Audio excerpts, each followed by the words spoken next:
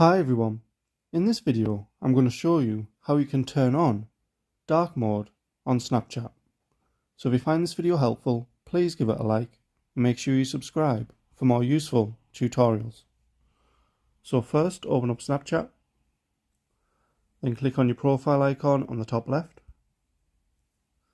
Then once you're on here, click on the settings cog on the top right. And then just scroll down and you should see just above public profile settings, app appearance.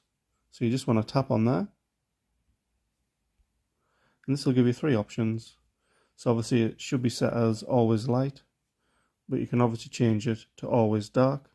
Then you have custom app theme. If you go in custom app theme, you will have to pay for this.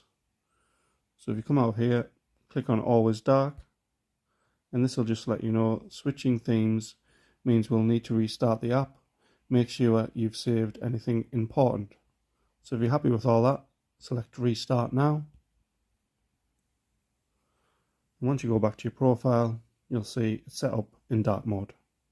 So that's how you can turn on dark mode on Snapchat. Thanks for watching.